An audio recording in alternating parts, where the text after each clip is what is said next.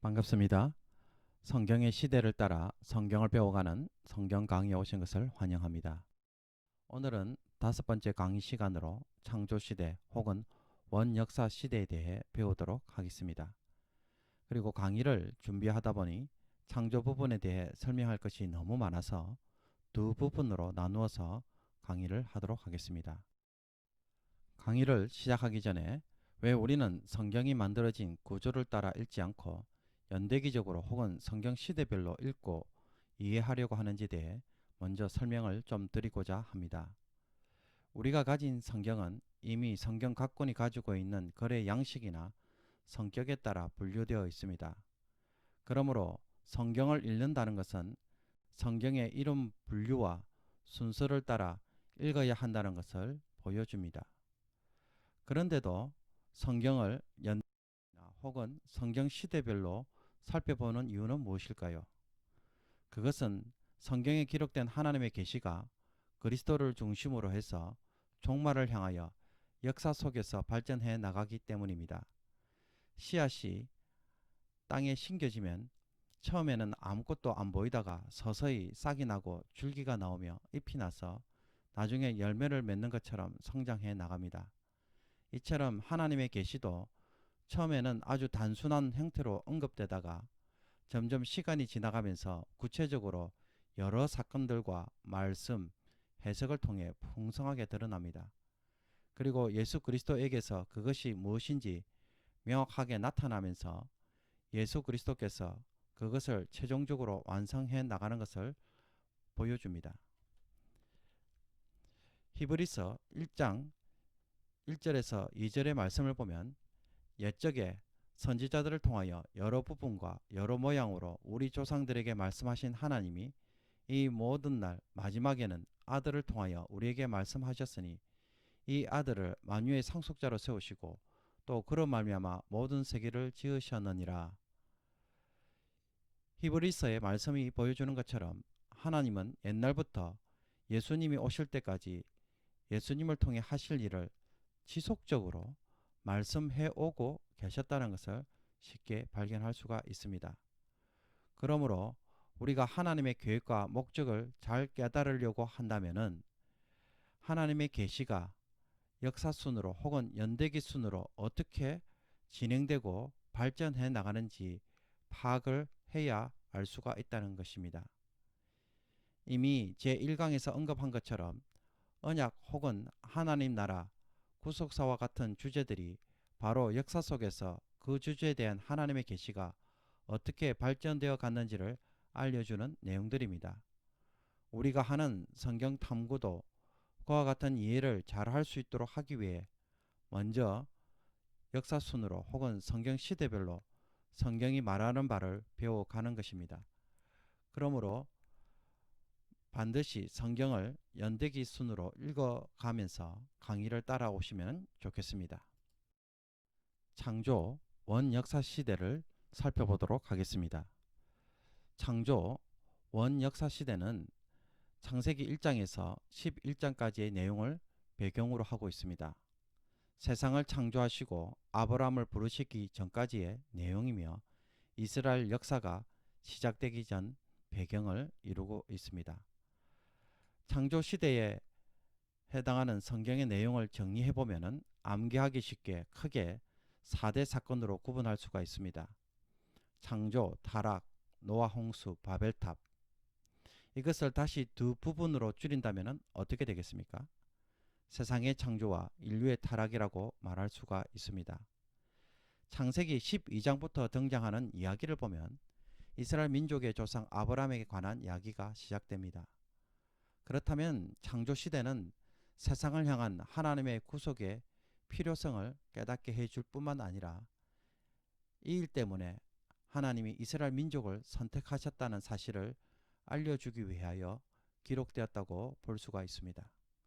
그리고 창세기를 포함한 모세오경이 출애굽 이후에 기록된 것으로 볼 때에 이집트에서 노예 생활을 하던 이스라엘 백성들을 구원하신 하나님은 온 세상을 창조하신 하나님이심을 또한 알려줄 목적으로 이 부분이 기록되었다고 말할 수 있습니다. 그리고 더 멀리까지 내다본다면 창조 사건의 경우 요한계시록의 마지막 두 개의 장들과 연결되어 있습니다.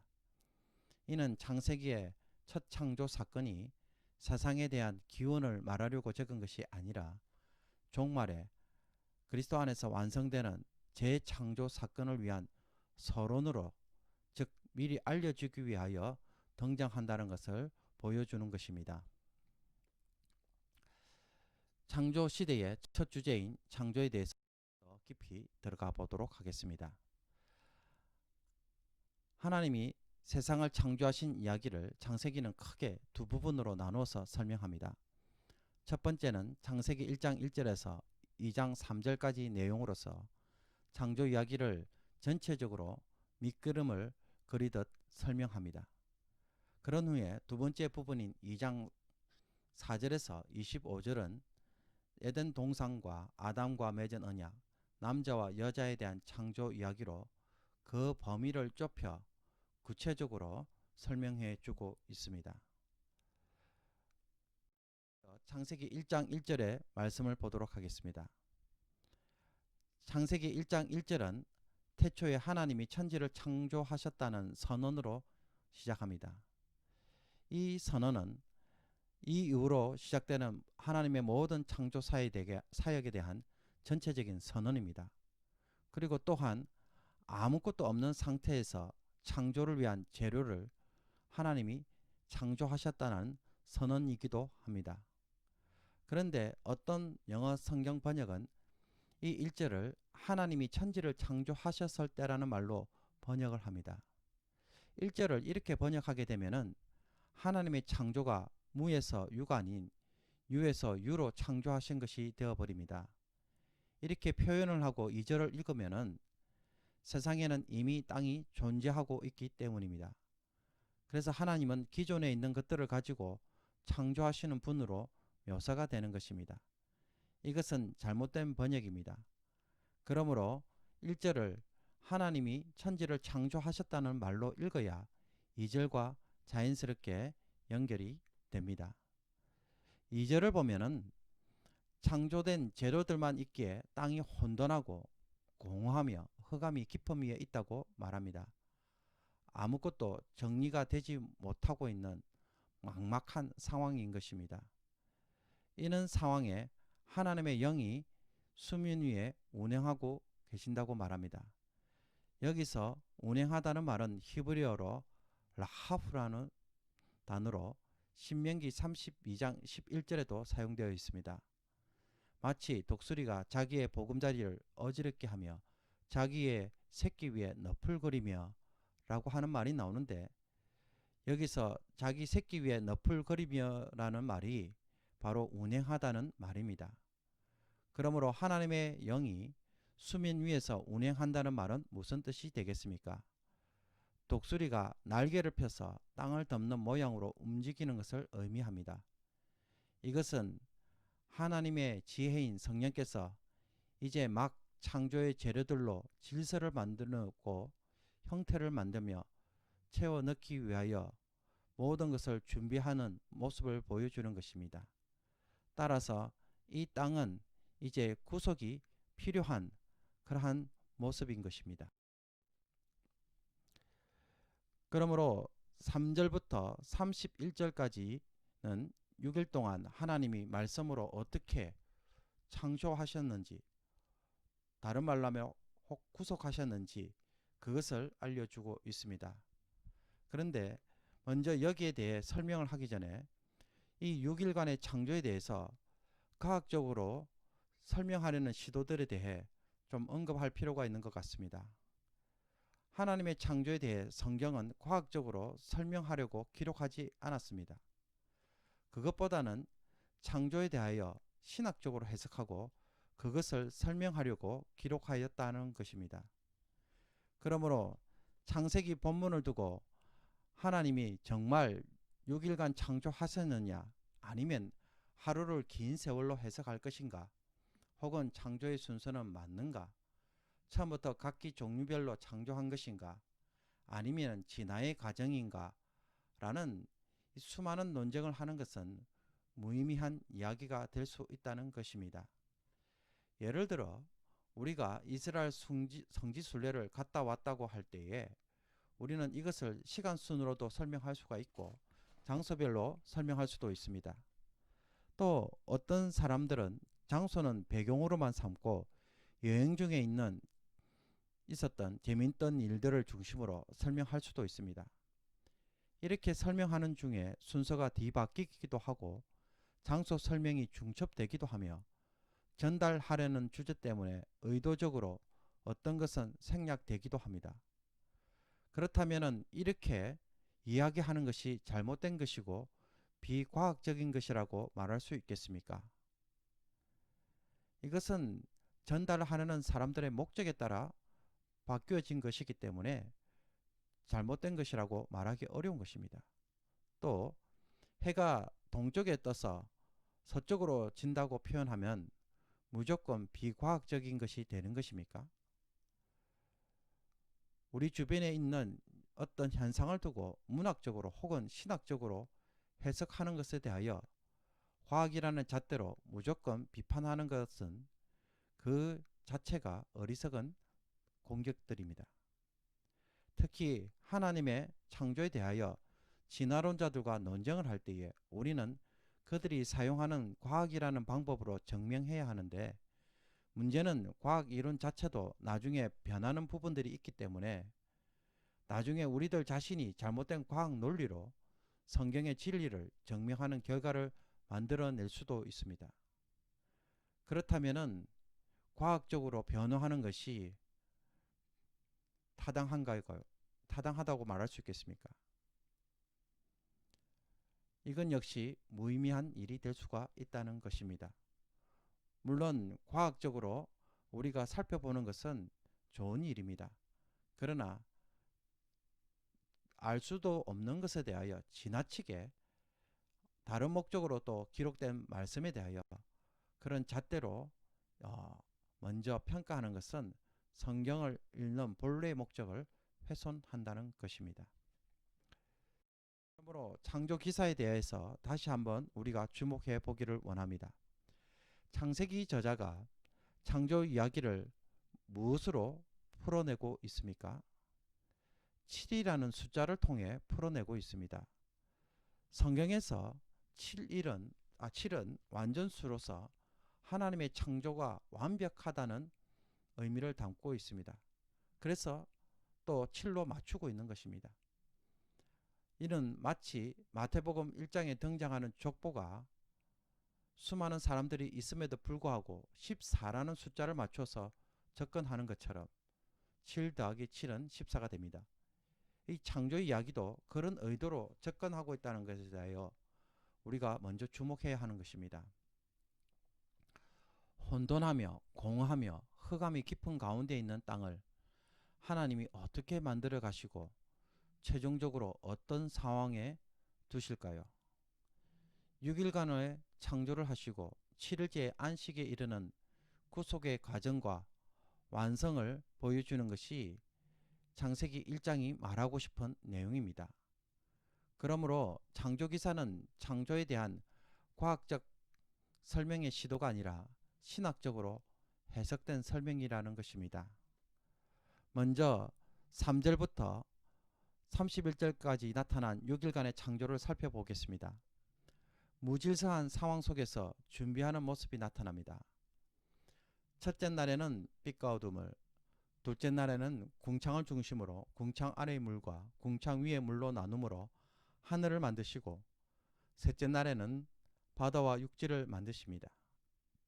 그런 다음에 각각의 영역들에 대하여 넷째 날부터는 빛과 어둠을 주관하도록 해와 달을 별을 만듭니다. 다섯째 날에는 물에는 생물들을, 하늘엔 새들이 살게 하므로 각각의 영역을 주관하고 채우십니다. 그리고 여섯째 날에는 땅에 짐승들이 차지하도록 충만하게 채우시고 주관하게 하신 후 맨 마지막에 사람을 창조하십니다. 그렇다면 하나님은 왜 사람을 창조하셨습니까? 창세기 1장 26절을 보면 그 답이 나옵니다. 하나님이 이르시되 우리의 형상을 따라 우리의 모양대로 우리가 사람을 만들고 그들로 바다의 물고기와 하늘의 새와 가축과 온 땅과 땅에 기는 모든 것을 다스리게 하자 하시고 라는 말이 나옵니다. 하나님은 하나님의 말씀대로 창조하신 피조 세계를 통치하기 위해 대리자를 세우고 통치하시는데 그 대리자가 바로 사람이고 이 목적 때문에 사람을 창조하셨다는 것입니다. 그러므로 6일간의 창조 이야기 전체가 초점을 맞추는 것은 만물을 주관하는 사람입니다. 왜 하나님이 사람을 창조하였는가는 질문을 마음에 품고 이것을 창조 이야기 속에서 풀어가는 것입니다. 그리고 창세기 2장은 이런 사람이 하나님 앞에서 어떻게 반응해야 하는지를 구체적으로 알려주는 것입니다. 하나님은 자신이 창조한 세상을 사람을 통해 다스리시려고 합니다. 그래서 하나님이 사람을 어떻게 창조하십니까? 하나님의 형상을 따라 창조하십니다. 하나님은 영이시기 때문에 그 어떤 육체적 모양이나 틀을 가지고 계시지 않습니다. 그렇다면 사람이 하나님의 형상을 따라 지음받았다는 것은 무슨 뜻입니까? 그것은 그가 하나님의 대리자로서 권위와 사명을 받았다는 것입니다. 즉 하나님을 반영하는 자로서 하나님을 대신하는 자로서 사는 것에서 하나님의 형상됨이 있다는 것입니다. 골로새서 1장 15절에서 바울은 예수님은 보이지 않는 하나님의 형상이라고 말합니다. 쉽게 말해 이 말은 예수님은 보이지 않는 하나님을 누구이신지를 보여주는 반영물이라는 것입니다. 이것을 어디에서 찾을 수 있나요? 예수님의 신체에서 용모에서 찾을 수 있겠습니까? 아닙니다. 그것보다는 예수님이 하나님과의 관계 속에서 생각하고 말씀하시고 행동하는 것에서 즉 그분의 삶과 사역에서 찾아야 합니다. 이런 점에서 사람은 매우 똑똑한 존재입니다. 한편으로는 흙의 기운을 둔 육체적 인간으로 살면서도 다른 한편으로는 하나님의 생기를 통해 생명이 된 영적인 존재로 사는 것입니다. 짐승도 아니면서 동시에 하나님도 아닌 어중간한 중간적 존재이지만 이것은 사람이 하나님을 대리하는 자로서 세상 속에서 살아가도록 만들어졌기 때문입니다. 그러므로 사람은 자신의 존재의 목적을 흙에서 찾는 것이 아니라 하나님의 형상됨에서 찾아야 합니다. 그리고 그 형상됨은 남자와 여자가 한 몸을 이루어서 하나님의 사명, 즉 하나님의 뜻 가운데서 만물을 주관해가는 그 삶에서 발견된다는 것입니다. 사람의 이런 존재의 목적은 일곱째 날 하나님의 안식과 아담과 맺은 언약에서도 더 분명하게 드러납니다. 창세기 2장 1절을 보면 6일간 창조하신 하나님께서 일곱째 날에 안식하셨다라고 말을 합니다. 여기서 안식하셨다는 것은 무슨 뜻입니까? 안식이라는 말은 기본적으로 쉰다는 의미를 담습니다. 출애굽기 20장 10절에 나오는 십계명의 네 번째 계명을 읽어보겠습니다. 일곱째 날은 내 하나님 여호와의 안식일인즉 너나 내 아들이나 내 딸이나 내 남종이나 내 여종이나 내 가축이나 내 문 안에 머무는 객이라도 아무 일도 하지 말라. 이 구절에서 안식한다는 것은 아무 일도 하지 않고 쉬는 것을 의미합니다. 그러나 동일한 십계명을 설명하는 신명기 15장 15절을 보면 어떻습니까? 너는 기억하라. 내가 애굽 땅에서 종이 되었더니 내 하나님 여호와가 강한 손과 편발로 거기서 너를 인도하여 내었나니 그러므로 내 하나님 여호와가 내게 명령하여 안식일을 지키라 하느니라. 여기서 안식일을 지키는 이유를 다르게 설명합니다. 그것은 이스라엘이 이집트의 노예 생활을 하고 있던 것을 하나님의 주권적인 구원 역사로 그 구속을 완성하였기에 이것을 기념하여서 안식을 지키라는 것입니다. 그러므로 안식이라는 것은 구속의 완성을 의미한다고 볼 수 있습니다. 창세기 2장의 안식도 바로 하나님이 혼돈과 공허한 땅을 조용하고 채우고 주관하며 질서 있는 통치 구조로 구속 혹은 완성하였음을 기념하는 것입니다. 복음서를 보면은 예수님이 유대인들의 반대 속에서도 굳이 안식일에 병자를 치유하시는 모습을 보여줍니다. 왜 그럴까요? 예수님은 병자들을 치유하심으로써 그들을 온전케 합니다. 그 결과 예수님은 구속을 완성하시는 분이시라는 것을 보여줌으로써 우리에게 안식을 경험하게 하시는 것입니다. 그래서 예수님은 자신을 안식일의 주인으로 설명하셨습니다. 따라서 일곱째 날에 하나님이 안식하셨다는 것은 구속의 완성을 의미하는 것입니다. 그 구속의 완성을 누리고 즐기며 기념하는 것이 안식이 가지는 본래적 의미입니다. 모든 것이 다 이루어지고 끝이 났습니다. 이 속에 그 외에 다른 무엇을 할 필요가 있습니까? 전혀 없습니다. 그래서 아무것도 하지 않는 것, 아니 아무것도 할 필요가 없다는 것을 아는 것, 이것이 쉼의 본래적 의미입니다. 이것은 아무것도 하지 않지만은 그러나 동시에 하나님과의 교제 안에서 들어가서 먹고 마시며 즐기는 것입니다. 천국 잔치에 참여하는 것입니다. 하나님이 나를 위하여 행하신 것들을 내가 그것을 가지고 사는 것입니다. 그 결과 궁극적으로는 성삼위 하나님과의 관계 속으로 들어가서 피조물이 창조주와 더불어 영원한 교제를 체험하는 것입니다. 이것은 하나님의 형상으로 지어진 자의 특권인 것입니다. 그리고 곧 이어 나오는 창세기 2장 3절을 보면은 하나님이 그 일곱째 날을 복되게 하사 거룩하게 하셨으니 이는 하나님이 그 창조하시며 만드시던 모든 일을 마치시고 그 날에 안식하셨음이라고 하는 말이 나옵니다. 일곱째 날에 하나님이 안식하시면서 이 날을 복되게 하실 뿐만 아니라 거룩하게 만드십니다. 즉 이 날을 복된 날로 성별된 날로 선포하신 것입니다. 그러면 하나님의 안식에 참여하려면 우리가 어떻게 되어야 합니까? 먼저 성별되어야 합니다. 거룩한 날이기에 아무나 들어오는 것이 아닙니다. 성막에서 보듯 성소가 거룩하기 때문에 제사장은 자신을 성별시켜야 성소에 들어갈 수가 있고 하나님을 만날 수가 있습니다. 레위기 16장에 나오는 대속죄일의 규례를 보면 대속죄일은 안식일 중에 안식일이라고 말합니다. 사람이 스스로 정결하게 산다고 해도 때론 무의식적으로 부정에 노출되기 때문에 부정한 사람들에 의해 하나님의 성소가 지속적으로 오염이 될 수 있습니다. 그렇게 되면은 하나님이 성소에 더 이상 거하실 수 없게 됩니다.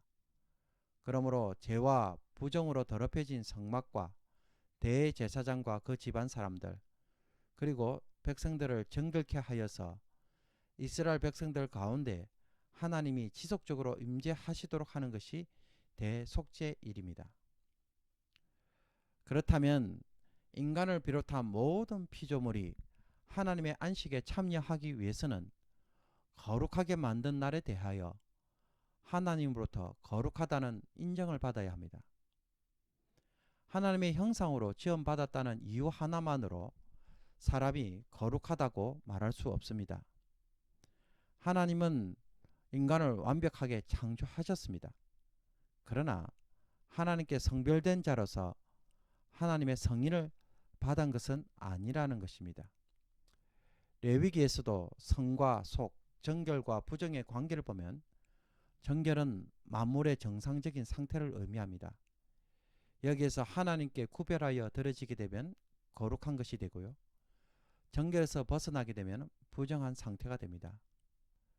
이런 점에서 아담이 하나님의 안식에 참여하려면 반드시 하나님의 것으로 거룩하게 구별되어야 합니다.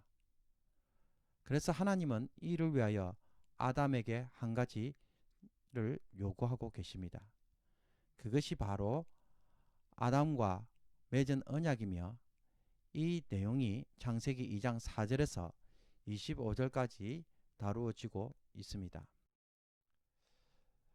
창세기 2장 4절부터 25절까지의 내용을 보면 여섯째 날에 있었던 일을 좀 더 상세하게 풀어내고 있습니다. 크게 세 가지 주제가 다루어지고 있는데 에덴 동산, 아담과 맺은 언약, 아담의 배필인 여자가 중심 내용으로 전개되고 있습니다. 에덴 동산을 살펴보도록 하겠습니다. 하나님은 아담을 창조하신 후에 동방의 에덴에 동산을 창설하시고 그곳에 사람을 두었습니다. 에덴에 동산을 만드셨기에 우리는 흔히 에덴 동산으로 부르는데 정확하게 이 동산이 어디에 있을까요? 히브리어 원어로 보면 이 에덴 동산은 동쪽으로부터 혹은 동쪽에 있는 동산입니다. 그리고 에덴이라는 지역에 있는 동산입니다. 영어 NIV 성경은 A garden in the east, in 에덴으로 번역하고 있습니다. 하나님이 창조하신 세상 가운데에 동방이 있고 그 동방에 에덴이라는 곳에 동산이 있다는 것입니다. 성경에서 동쪽은 해가 뜨는 곳으로 성막의 경우 입구가 되고 앞이 됩니다. 이것은 에덴 동산이 성막처럼 동쪽을 바라보고 있다는 말이 되는 것입니다. 그리고 창세기 2장 10절을 보면은 강이 에덴에서부터 흘러나와 동산을 적시고 거기서부터 갈라져 내 권원이 되었으니라는 말이 나옵니다. 에덴 동산은 4개의 강이 흐르는 권원지에 속해 있습니다. 이 구절로 인하여 많은 사람들은 오늘날에도 지도책을 펼쳐놓고 이곳이 어딘지 지도상에서 찾으려고 합니다. 그러나 이 구절이 말하는 것은 에덴 동산이 지도상 어디에 있는지 알려주고자 하는 것이 아니라 에덴 동산이 성소라는 것을 알려준다는 것입니다. 시편 46편 4절을 보면 한 시내가 있어 나뉘어 흘러 하나님의 성 곧 지존하신 이의 성소를 기쁘게 하도다라는 말이 있습니다. 여기서 보면은 성소에 시내가 있고 그곳에서 강이 흘러 나눠서 흐른다는 것입니다. 또 에스겔서 47장 1절을 보면 성전의 앞면이 동쪽을 향하였는데 그 문지방 밑에서 물이 나와 동쪽으로 흐르다가 성전 오른쪽 제단 남쪽으로 흘러내리더라고 말합니다. 성전에서 나온 물이 사람이 건너지 못할 큰 강으로 변하면서 아라바로 흘러서 바다로 흘러가는데 이 죽었던 바다의 물이 되살아나는 기적이 일어납니다. 그리고 요한계시록에서도 에덴 동산의 모습이 유사하게 등장합니다. 계시록 22장 1절에서 2절을 보면 또 그가 수정같이 맑은 생명수의 강을 내게 보이시니 하나님과 및 어린 양의 보좌로부터 나와서 길 가운데로 흐르더라. 그렇다면 이 강이 흘러나오는 것은 어디 있겠습니까? 하나님과 및 어린 양의 보좌로부터 나온다고 하였으니 이곳은 바로 성소라고 말할 수 있다는 것입니다. 그리고 강이 흘러내리는 곳은 여러분 산입니까? 아니면 평지입니까?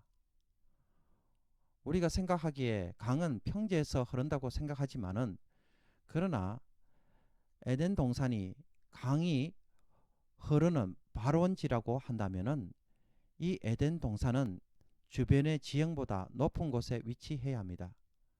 즉 에덴 동산은 산이 있는 곳이라는 것입니다.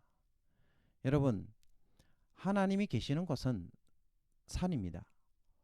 호렙산, 시온산, 시내산 등은 하나님의 임재의 장소이며 높은 곳에서 통치하시는 보좌로 상징됩니다. 에스겔서 28장 13절을 보면요, 에스겔은 하나님의 동산 에덴을 언급하면서 이 동산을 지키는 천사 그룹이 하나님의 성산에 있으면서 불타는 돌들 사이에 왕래한다고 말합니다. 여기에서 에덴은 하나님의 성산에 있는 곳이라고 말하는 것입니다. 시편 99편 9절을 보겠습니다. 너희는 여호와 우리 하나님을 높이고 그 성산에서 예배할지어다. 여호와 우리 하나님은 거룩하심이로다. 에덴이 성산에 있다는 것은 그곳이 바로 하나님이 임재하시는 곳, 즉 성소라는 것입니다. 이 외에도 에덴 동산을 묘사하는 것에서 각종 보석들이 등장합니다. 순금과 은, 베들리엄, 호마노, 이런 보석들은 성막과 성전을 장식할 때에 사용되는 보석입니다. 에덴 동산 주변에 이런 보석이 있다는 것은 성막처럼 성전처럼 하나님의 성소가 된다는 이야기입니다. 그리고 창세기 3장 8절을 보면은 하나님이 이 에덴 동산에서 거니셨다라고 말을 합니다. 하나님이 거닐고 계시는 곳, 하나님이 머무시는 곳, 그 하나님의 임재의 장소가 에덴 동산이라고 한다면은 그곳은 어디라고 말할 수 있겠습니까? 성소라, 그렇게 말할 수 있다는 것입니다. 무엇보다도 동산 중앙에는 두 개의 나무가 있었습니다. 창세기 2장 9절, 여호와 하나님이 그 땅에서 보기에 아름답고 먹기에 좋은 나무가 나게 하시니 동산 가운데에는 생명나무와 선악을 알게 하는 나무도 있더라. 동산 중앙에 있는 두 개의 나무, 생명과 죽음의 나무입니다. 동산에서 모든 나무의 실과는 다 먹지만 선악을 알게 하는 나무의 실과는 먹어서는 안 됩니다. 그것은 먹으면 죽기 때문입니다. 성소도 이와 같은 모습이 있습니다.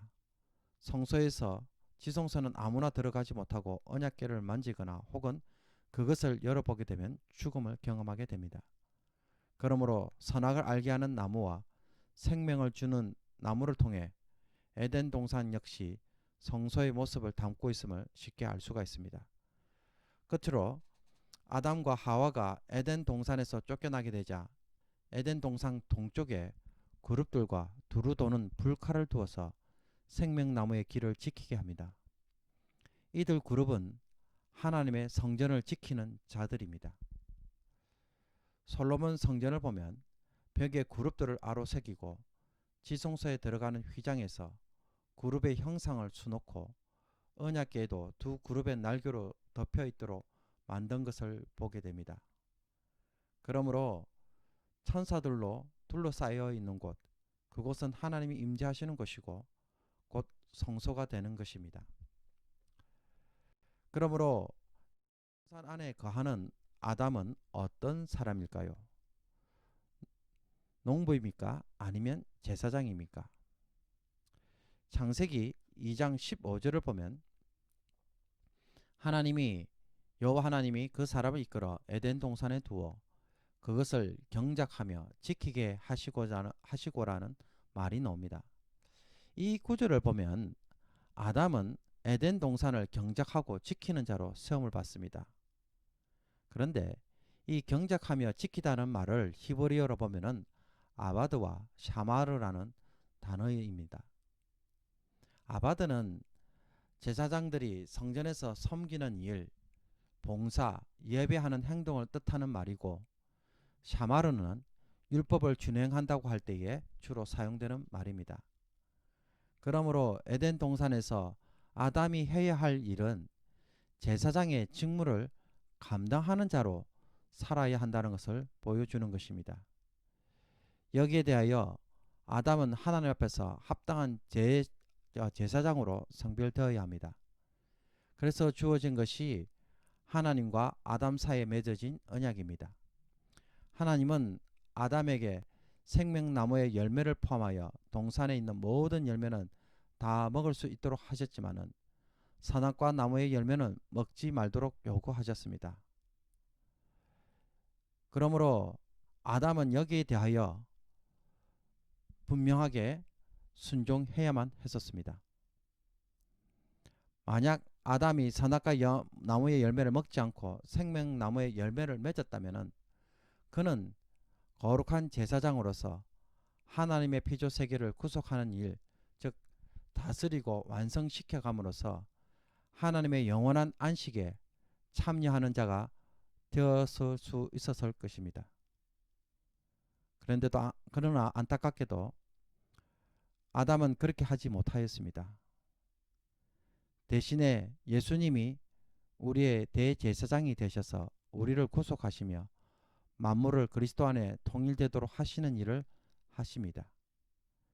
이런 점에서 예수님은 아담의 실패로 인하여 상실한 안식을 다시 완성시키고 우리를 다시 한번 성별케 하며 그래서 우리에게 구속주로 제2의 아담으로 오신 것입니다. 아담에게서 선과 악을 결정하는 기준은 하나님입니다. 아담은 하나님에게 순종하는 것이 선하고 불순종하는 것은 악이라는 것을 이미 알고 있었습니다. 이런 아담이 선악과 열매를 먹음으로 선과 악을 알게 되었다는 것은 무엇을 의미하는 것입니까? 선과 악이 무엇인지 먹음으로 체험하게 되었다는 것입니다. 그것은 선과 악을 자신의 것으로 삼았다는 말입니다. 선과 악의 기준을 자기가 결정하는, 그래서 창세기 3장 22절에 나온 말씀처럼 선과 악을 아는 일에 있어서 하나님과 같이 되었다라고 말합니다. 하나님의 것을 자신의 것으로 취함으로써 자신이 선과 악을 결정하는 그러한 자가 된 것입니다. 인간은 자기가 스스로 기준을 세우고 행동하며 판단하는 것입니다. 그 결과 하나님이 세운 기준을 따르는 것이 아니라 자신이 하나님의 위치에서 행동하며 스스로 옳고 그름을 결정짓는 것입니다. 그리고 여기에서 인생의 기쁨을 취하고 자유를 누리겠다는 것입니다. 그러니 선악과 열매를 통하여 선과 악을 아는 자가 되었다는 것은 결국 하나님의 뜻과 말씀에 따르지 않는 것이고 그분의 통치를 거부하는 행동이 되는 것입니다. 아담은 생명나무의 열매를 취함으로써 거룩한 제사장으로 성별되어야 하는데 그렇지 못했던 것입니다.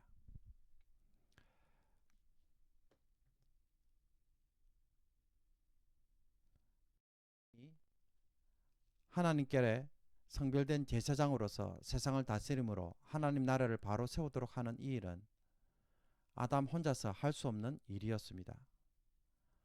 하나님은 아담이 혼자서 각 생물의 이름을 짓도록 합니다. 이것은 무엇을 의미하는 것일까요? 만약에 여러분이 서점에서 새로운 성경책 한 권을 삽니다. 그러면 제일 먼저 하는 일이 무엇입니까? 그곳에 여러분의 이름을 적을 것입니다.